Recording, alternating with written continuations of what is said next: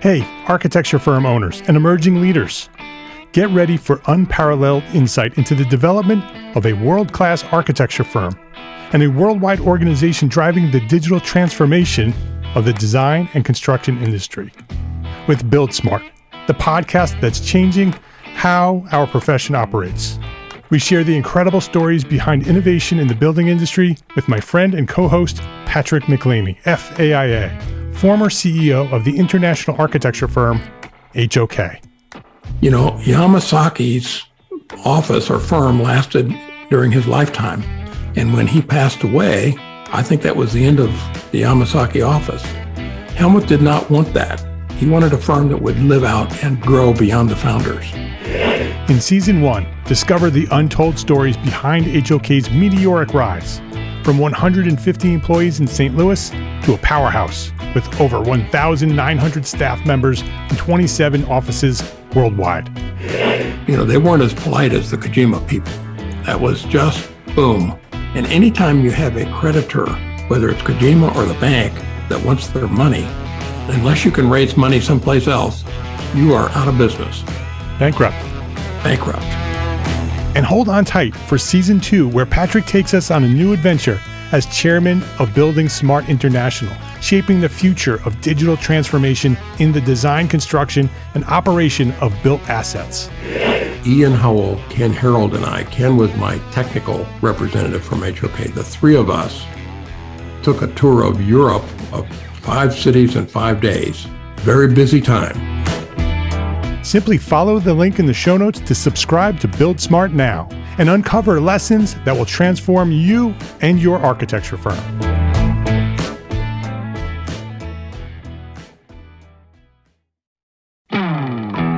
Hey, architecture firm owners and emerging leaders. Get ready for unparalleled insight into the development of a world-class architecture firm and a worldwide organization driving the digital transformation of the design and construction industry. With Build Smart, the podcast that's changing how our profession operates. We share the incredible stories behind innovation in the building industry with my friend and co-host, Patrick McLeamy, FAIA, former CEO of the international architecture firm, HOK. You know, Yamasaki's office or firm lasted during his lifetime. And when he passed away, I think that was the end of the Yamasaki office. Helmut did not want that. He wanted a firm that would live out and grow beyond the founders. In Season 1, discover the untold stories behind HOK's meteoric rise, from 150 employees in St. Louis to a powerhouse with over 1,900 staff members and 27 offices worldwide. You know, they weren't as polite as the Kojima people. That was just boom. And anytime you have a creditor, whether it's Kojima or the bank, that wants their money, unless you can raise money someplace else, you are out of business. Bankrupt. And hold on tight for Season 2, where Patrick takes us on a new adventure as chairman of Building Smart International, shaping the future of digital transformation in the design, construction, and operation of built assets. Ian Howell, Ken Harold, and I, Ken was my technical representative from HOK. The three of us took a tour of Europe of 5 cities in 5 days. Very busy time. Simply follow the link in the show notes to subscribe to Build Smart now and uncover lessons that will transform you and your architecture firm.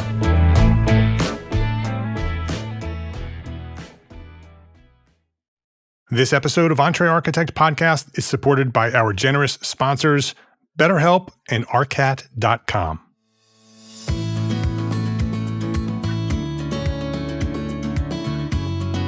My name is Mark R. LePage, and you are listening to Entre Architect Podcast, where each week I speak with inspiring, passionate people who share their knowledge and expertise, all to help you build a better business as a small firm entrepreneur architect.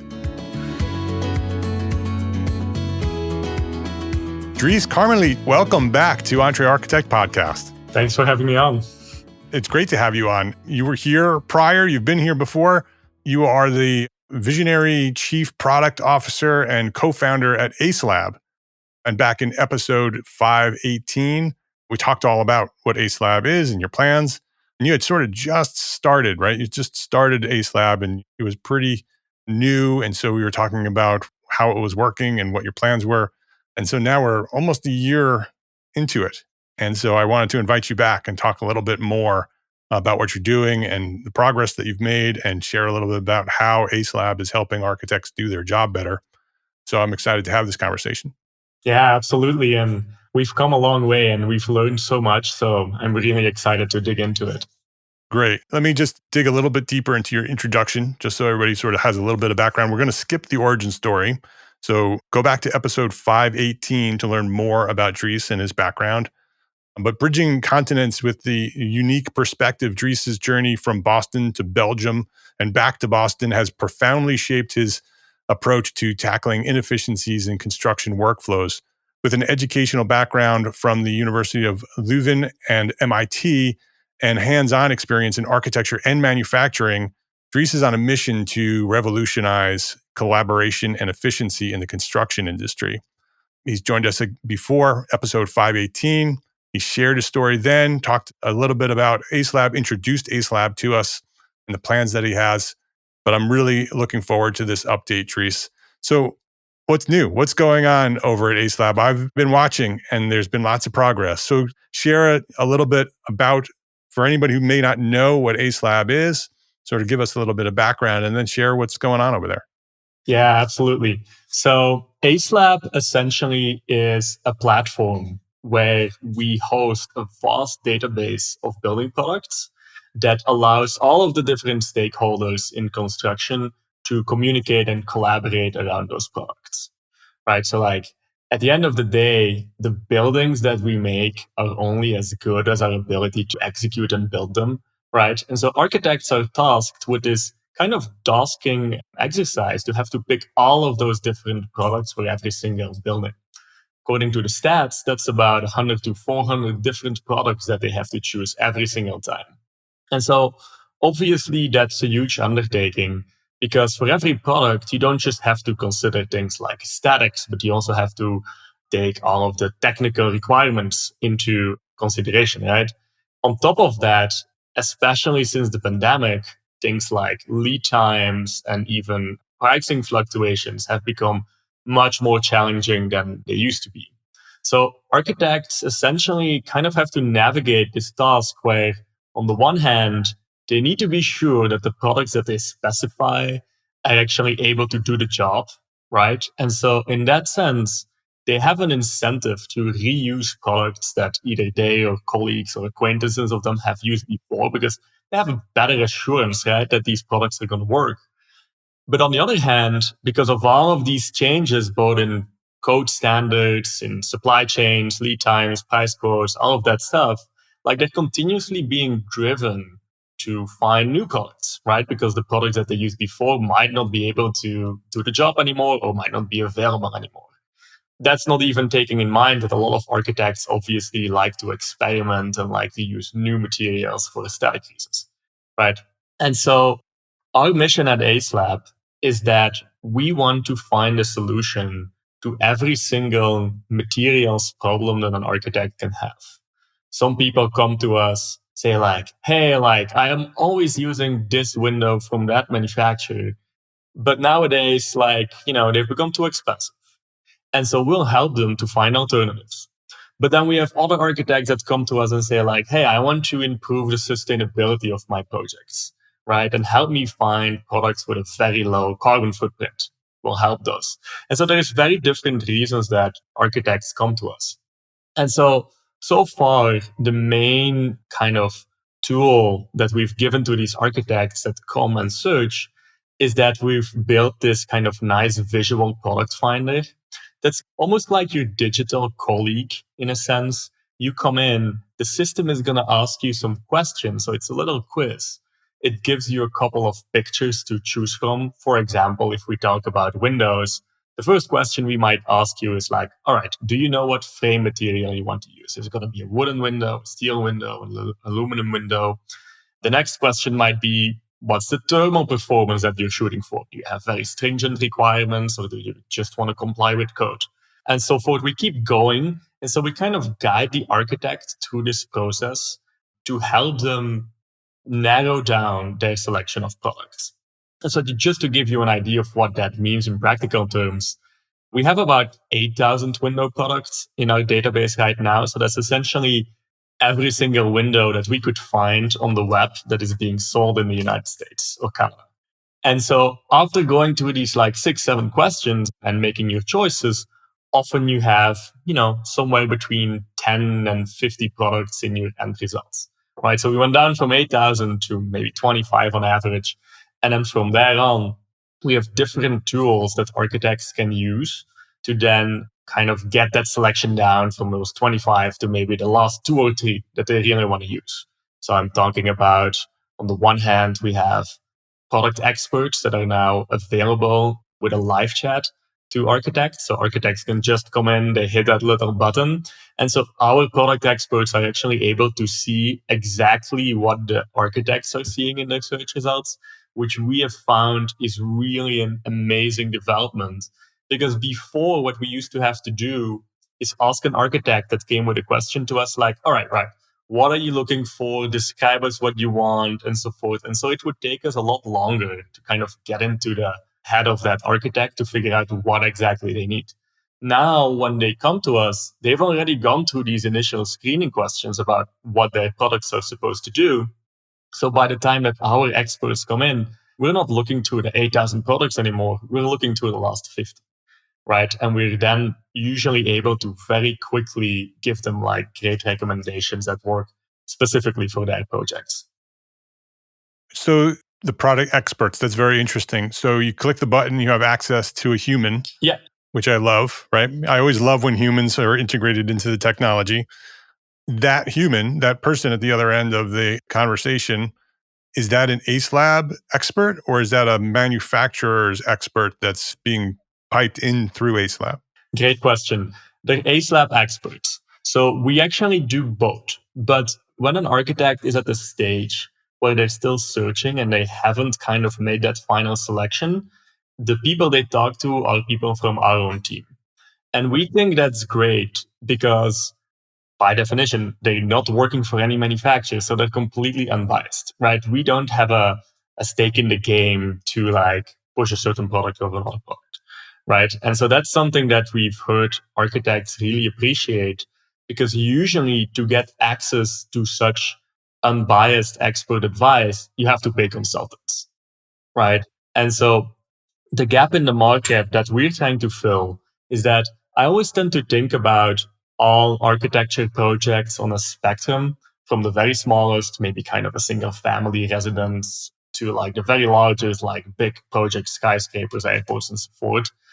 Most likely the bottom 10 to 15% of smallest projects don't really need a ton of very in-depth expert advice, right? Because usually you're using materials, the same type of materials all over again. And just like when you're building a small residence, the technical requirements are not as stringent, right? This is low rise, so you don't have that big of a wind load. You don't have kind of a commercial occupancy. So like the materials that you can use don't have to kind of be rated for all of that stuff, right?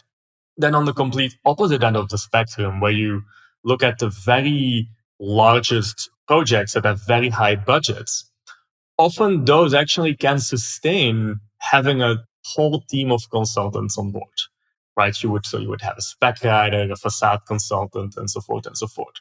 So on the two bookends, usually architects are fine in handling this issue, but the very big chunk in the middle, so we're talking about probably like the 80% in the middle there, often there are a lot of stringent technical requirements that the architect needs to know about, but they really don't have the time usually to become the true experts in those things.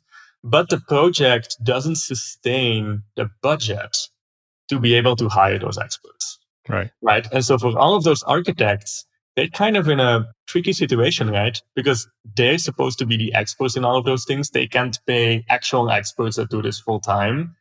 And yeah, like they have to then try to, puzzle together bits and pieces of information, some from the web, some from colleagues, some from contractors, and so forth.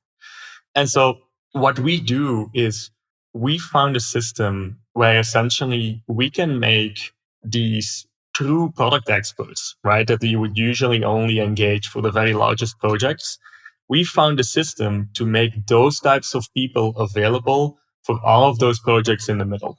And the way that we do that is by making that search and recommendations process just so much more efficient, right? And that's why I mentioned it's very important for us that when an architect comes in, they've already communicated by going through that quiz what they're looking for.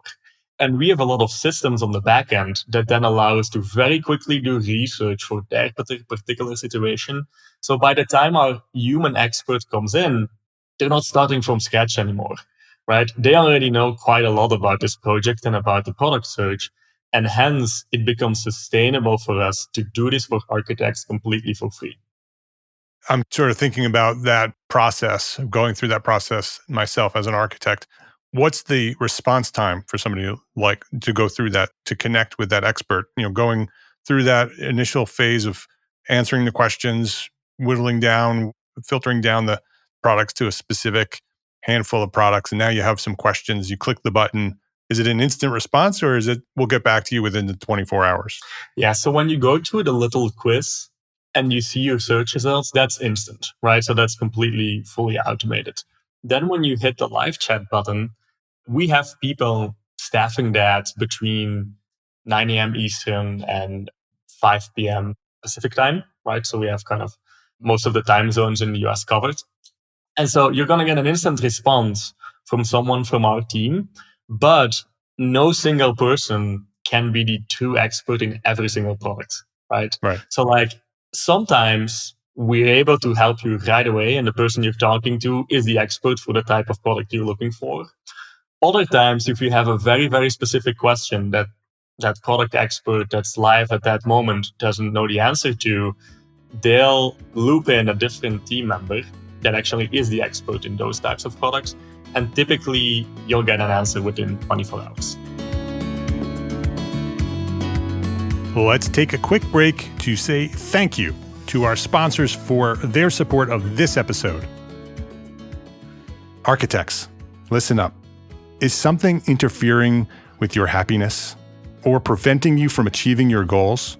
Regardless if you have a clinical mental health issue like depression or anxiety, or if you're just a human who lives in this world and is going through a hard time, therapy can give you the tools to approach your life in a very different way. I know this community of small firm architects very well, and I see many of you struggling. That's why I reached out to this episode's sponsor, BetterHelp. BetterHelp is a platform that makes finding a therapist easier because it's online, it's remote. And by filling out just a few questions, BetterHelp can match you with a professional therapist in as little as a few days. It's easy to sign up and get matched with a therapist. There's a link in the show notes. It's betterhelp.com/architect. Just use that link, betterhelp.com/architect. Clicking that link helps support this podcast, but it also gets you 10% off your first month of BetterHelp. So you can connect with a therapist and see if it helps you. If you need someone to talk to, consider online therapy with BetterHelp. Click the link in the show notes or visit betterhelp.com/architect. That's betterhelp.com/architect. Thank you to BetterHelp for supporting this podcast and for supporting our community of small firm architects.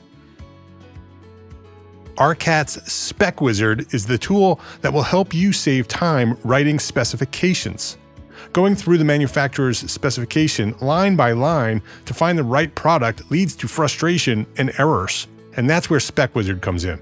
It's a free, patented tool that allows you to select products and options error-free and generate a 3-part specification in minutes. Go to arcat.com, that's ARCAT.com, and try Spec Wizard today.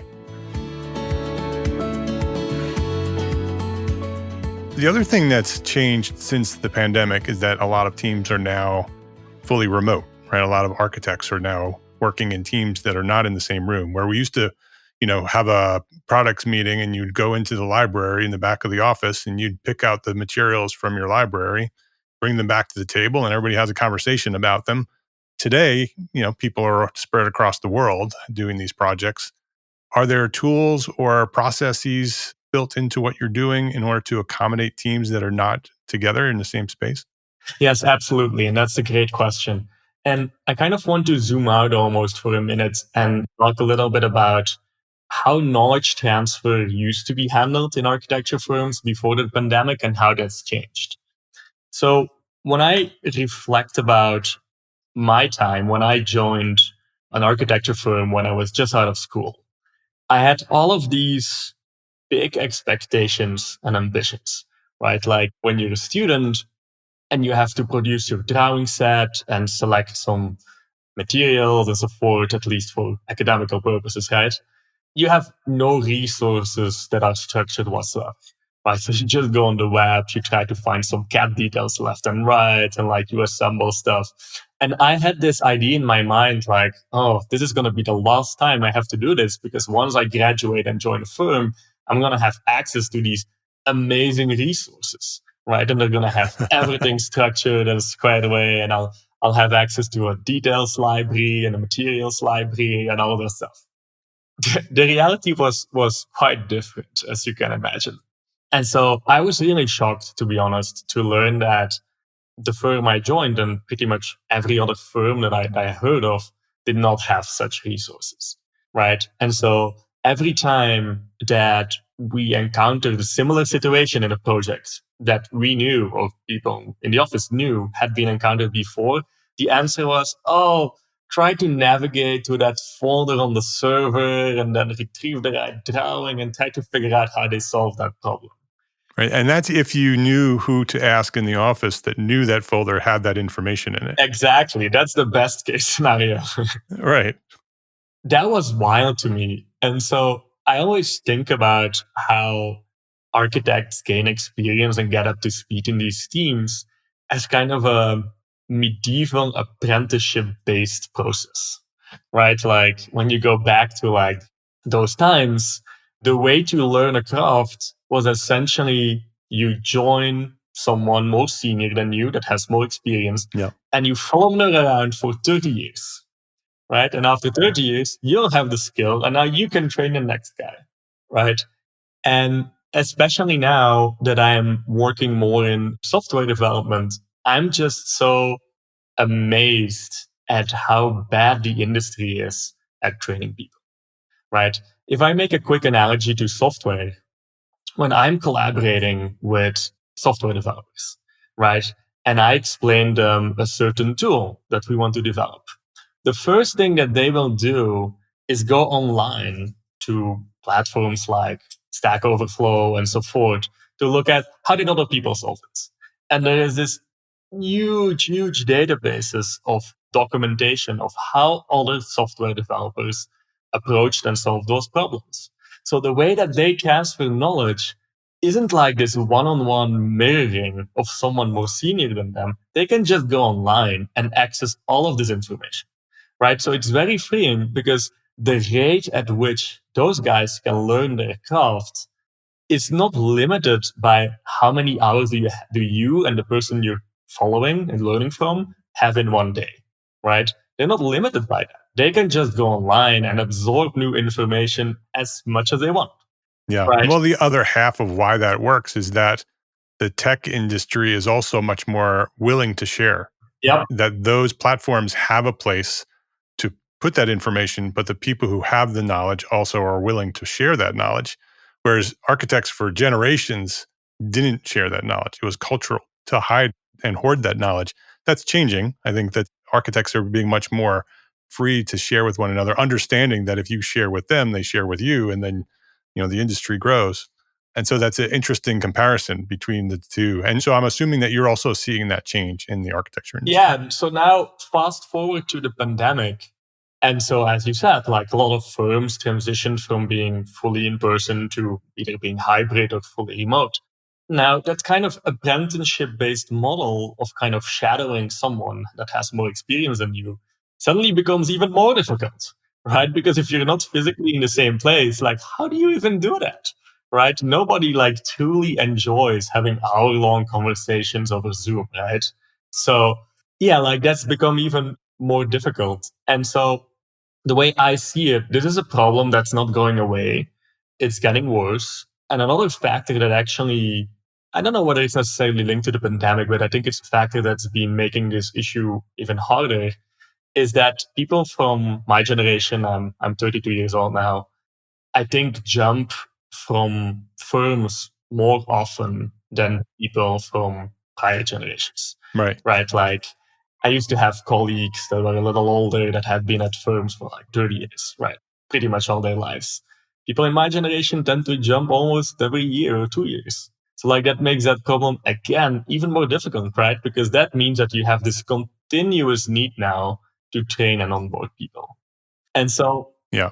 coming back to like how we want to help architects handle those situations at Acelab is that we want to give them the tools to be able to set up this knowledge base for their particular firm without any friction, right? Like, why do a lot of these architecture firms not have that in the first place right now? It's not because they don't want to, right? I think obviously they see the value in having something like that, but it's just kind of a time management issue, right? Like you have so many projects, and all of these projects have a lot of different deadlines, and there's a lot of pressure to deliver.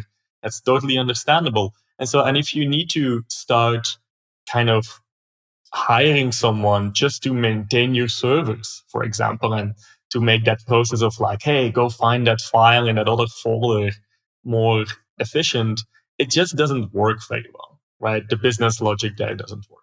So what we are now setting up is a system, we're calling it the firm library, where architects essentially can catalog and log all of their information in a semi-automated way.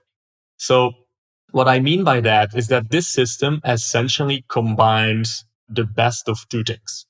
On the one hand, we already have this huge database of building products that our team, uploaded all of the information for, right? So we're currently at 25,000 products, and that number is growing every month.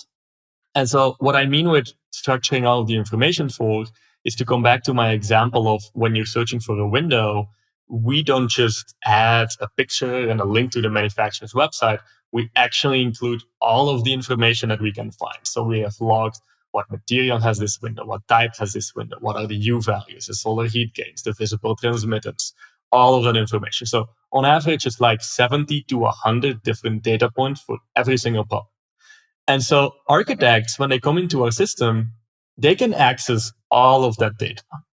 And then the second tool that we're adding is a spreadsheet-like interface where architects can add products as the rows in that spreadsheet. And then in the columns, they can just decide which of the information that we've already captured they can display. And so it saves them all of the time of having to go to the web, look at the manufacturer's website, and then manually type and copy paste all of that info into their spreadsheets, right? Now, on the other hand, the only thing that's actually great about that workflow that they currently use is that they're able to add custom or proprietary information, right? So for example, you could imagine an architecture firm having, if we go back to the example of Windows, a series of windows in their firm library, and they want to be able to say like, oh, these windows we use only for our multi-family projects, these we use for single-family residential, these for larger commercial, and so forth. Right. So you could imagine in a spreadsheet, architects just kind of adding those nodes. Now, what our system allows is for architects to combine those two data streams together. Right. So on the one hand, it's all of the data for these products that is objective that we already captured. But on the other hand, it's an open-ended, flexible spreadsheet system where architects can add any information they want. And it's not limited to text or numbers. So you could imagine numbers like the quantity of the amount of windows that you want to use of one type in one project. But we also support things like website links, uploading CAD files, bin files, uploading details, uploading images that you pick on the job site, right? All of that information. And so this kind of becomes a tool that now can be used in different ways. The first use case that we see is for architects to set up that firm library, right? To be able to start structuring these are the products that we commonly use for these types of projects. And if those, for every project that you upload to our website and you start searching your products for, in that firm library view, you'll have a link that for each product lists in which projects they have been used. Right. So there is none of that stuff anymore of like, oh, I think we solved that problem 3 years ago in that project. Go and look on the server. It's all in one interface. You just open the link, poof, it's there. Right. Now, the second way that we imagine architects using this tool is when they actually knee-deep working on a project. And so in the process of doing their material research, comparing and evaluating these products, and they formalize that typically in creating schedules, right? So like a door schedule, a window schedule, it's typically a list that lists all of the products that they need in the quantities. I need this to be this wide and this tall, and I need this to be in that color and that thermal performance and so forth, right? And so with our system, they can use that tool now to start doing that. So it's essentially a way where you can add any and all information that you want. You can take advantage of all of the information we already structured. And then you can now start to use all of that information to share it with different stakeholders in the team. So you could imagine, for example, that when I'm doing my Windows research and I want to share this with a client, maybe I'm going to focus and the materials that I want to share more on aesthetics, right? So I could take those products that I added and now show a couple of columns with data about things like how does it look, how does it feel, some more pictures and so forth, right? But if I want to share that same list with my contractor, maybe I don't care too much about those aesthetics, but I want to focus much more about the technical performance. And so what our system will allow you to do is that essentially you add this pool of data, but then you can hide and show bits and pieces of it in different views that you can then share with different stakeholders. But it all lives in one place, right? So it's not 5 different spreadsheets. And if you have to swap one product in one place, now you have to swap it 5 times. And maybe you do it 4 times and you forget the 5th. And that's how these mistakes start to happen. The source of truth is all the same, right? It's the same data. You're just visualizing it differently. So we're cutting out a lot of the kind of opportunities for such types of mistakes to slip in. So once you have all that information completed for a project, say, you've done all of that coordination and sharing, and you have decided you have your schedule set ready to go, is it just a matter of exporting that? Let's say we're going into construction documents and we're creating drawings and specifications.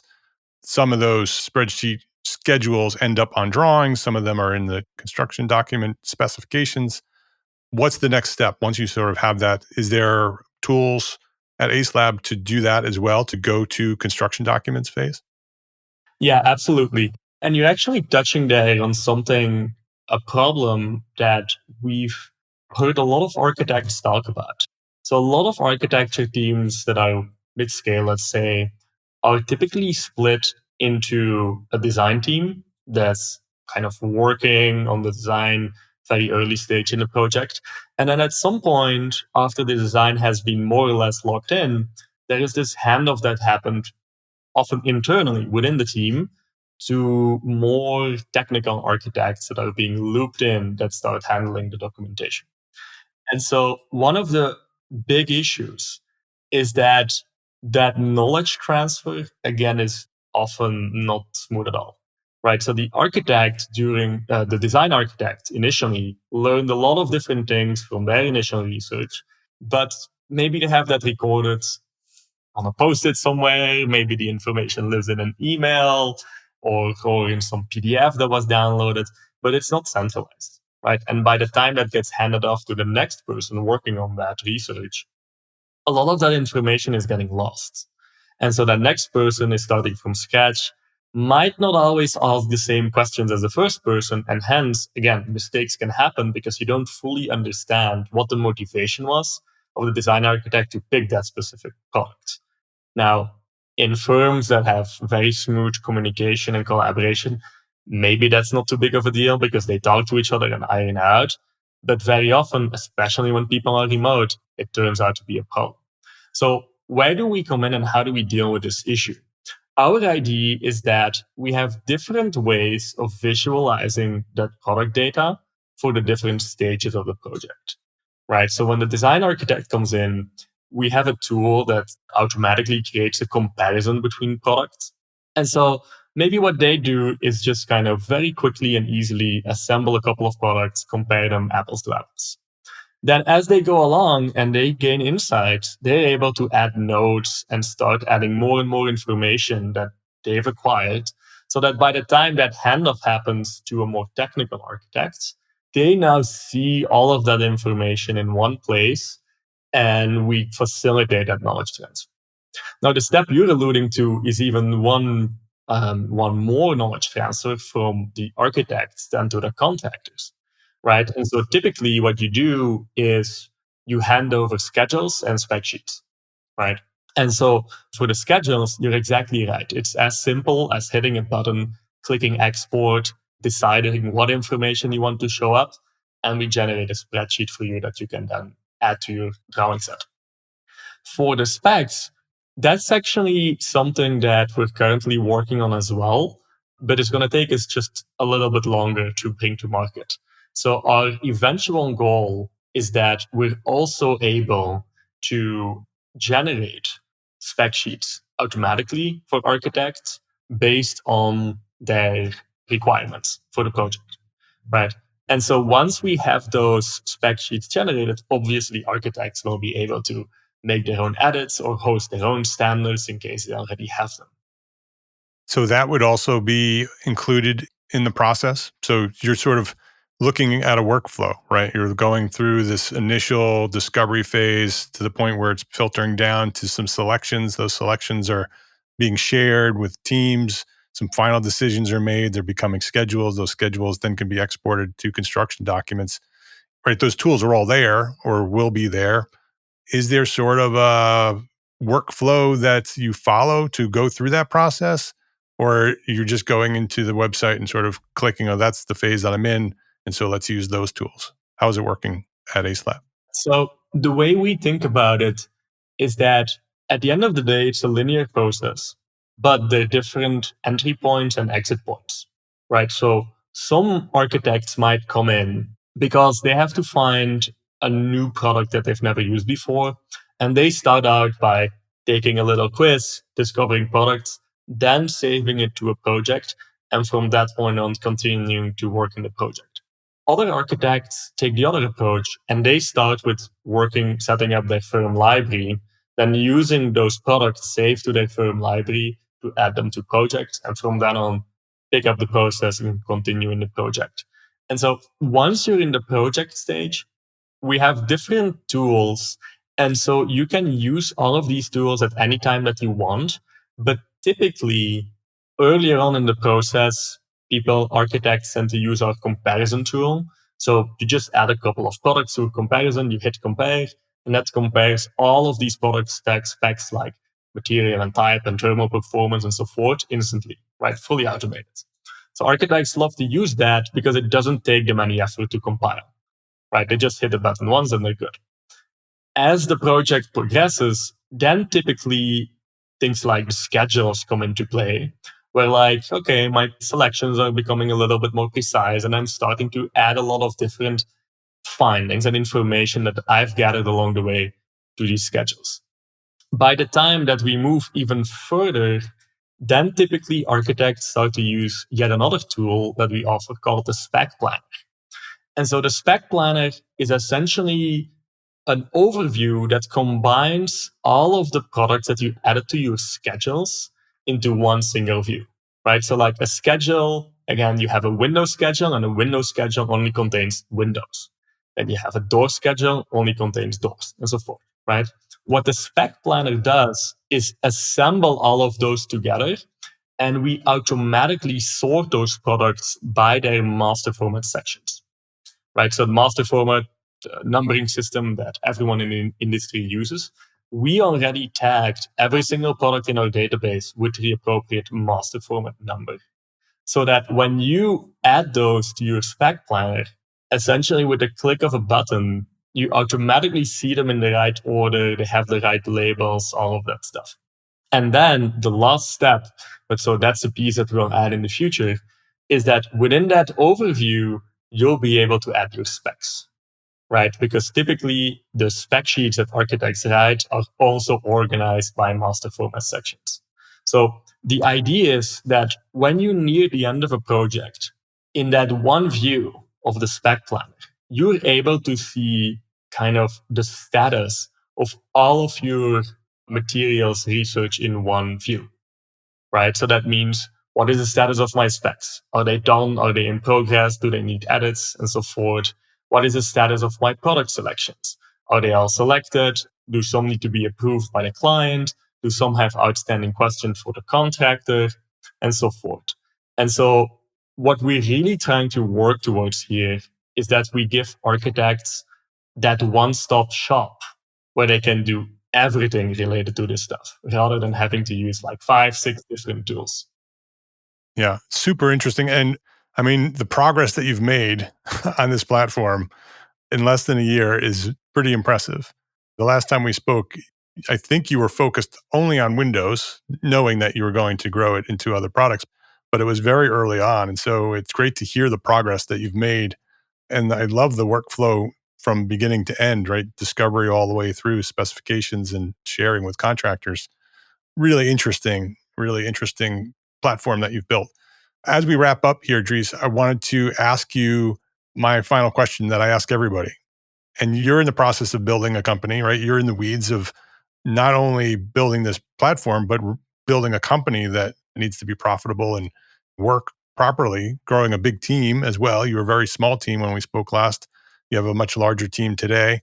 So what would you say to the thousands of architects that are listening today? What's one thing that a small firm architect can do today to build a better business for tomorrow? My advice would be to invest in people, right? At the end of the day, you need to be able to trust the people in your team to do what's best for the projects, what's best for the client, and what's best for your firm. And so I believe that there's so many great architects out there. And the issue is not finding good people. The issue is being able to give them the tools and empower them so that they can do their job well. So my advice would be invest heavily in that knowledge transfer to be able to give them the information they need to do their jobs the way you want them to do their jobs. His name is Dries Carmeliet. The firm name is Acelab. ACE Lab. Acelab USA is the website, acelabusa.com. Go check them out. Go see how it's been progressing. Go try it. Go download some products and go click the button for the expert and see how it works. I'm excited to continue to watch your progress, Dries. I think what you're building there is pretty impressive and certainly adding to our industry in a very positive way. So thank you for doing that. Yeah, thank you for having me on, and I'm looking forward to catching up soon. Thanks for being here at Entre Architect Podcast.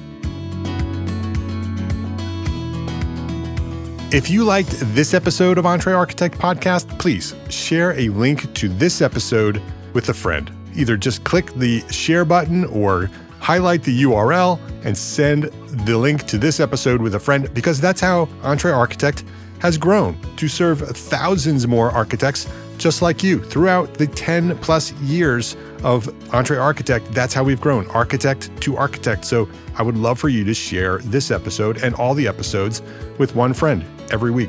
Would love that. And thank you to our sponsors for this episode. We don't have an episode if there's no sponsors. So thank you to our sponsors. Links to those sponsors, which you should go visit and click, and all the resources that we discussed today for this specific episode, they are all available at entrearchitect.com/podcast. Every episode that we've recorded is there, entrearchitect.com/podcast. Go click the links to the sponsors and say hello.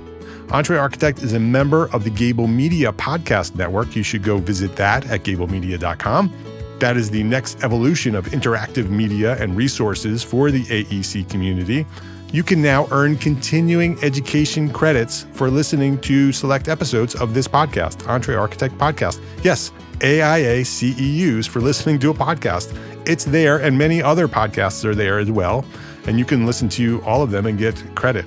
Learn more about our program, Gable Members Program, at the gablemedia.com/members website. That's GABL media.com/members. And if you are a small firm architect, join us today at EntreArchitect Network. That is the worldwide organization for small firm entrepreneur architects. If you own your own architecture firm, you are an entrepreneur architect. You are an EntreArchitect.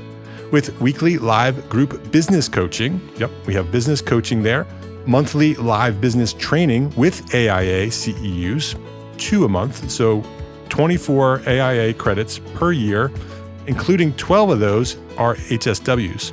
We have them in the membership. Business resources, all the resources you need to run your business, special session webinars, mastermind groups, and a thriving community of small firm architects just like you.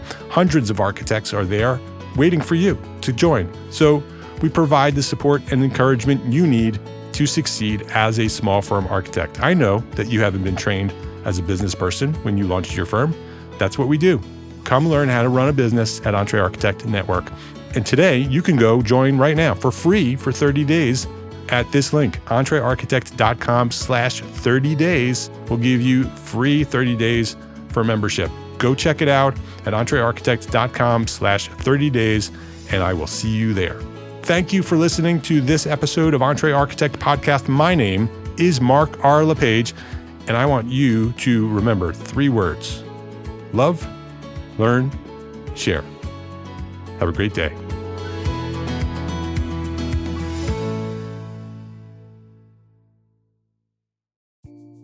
Imagine earning continuing education credits while doing exactly what you're doing right now. Well, you can. Gable Media has revolutionized the way you earn your continuing education credits with a groundbreaking approach. Forget running around town and scouring the internet for credit-worthy courses. Fulfill your CE requirements effortlessly by listening to engaging podcasts just like the one you're listening to now. Our podcasts are designed to educate, entertain, and inspire, all in a user-friendly environment. But wait, there's more. Architects, Gable Media is also approved as an AIA continuing education services provider. Upon completion, we handle everything, from reporting your hours directly to the AIA to storing your certificates in your personal Gable Media profile for your self-reporting needs. So follow the link in the show notes and start earning your credits in the most innovative and entertaining way possible with Gable Media. Attention architects and creative minds, get ready to supercharge your brand with Build Your Brand, the podcast that's unlocking the secrets of branding success for creatives. Hey there, it's Mark R. LePage, founder of EntreArchitect, and I'm inviting you to join my friend, architect marketing expert Jeff Eccles at Build Your Brand podcast, where he explores the captivating stories of the world's top brands and transforms their lessons into powerful moves for small firm architects and creatives like you. In Season 1, Jeff shares the thrilling tale of Southwest Airlines, where he dissects their journey to the summit and distills it into strategies tailor-made for you. It's important to keep in mind that companies like Southwest compete in the real world, just like you, and face real-world challenges, just like you. You might be surprised at how similar those challenges are to the struggles that you grapple with on a day-to-day basis. Don't miss out on your blueprint for success. Subscribe, tune in, and let's build your brand together. You may have noticed that the very best brands in the world are also known for having somewhat unique corporate cultures. That's often the glue that holds everything together when they encounter those rough spots. We don't do it because it inconveniences the passengers to whom we are primarily dedicated, the short haul, frequent flyer. Follow the link in the show notes to subscribe to Build Your Brand today. Remember, no matter the size, the journey's the same. Your brand's journey to the top starts here.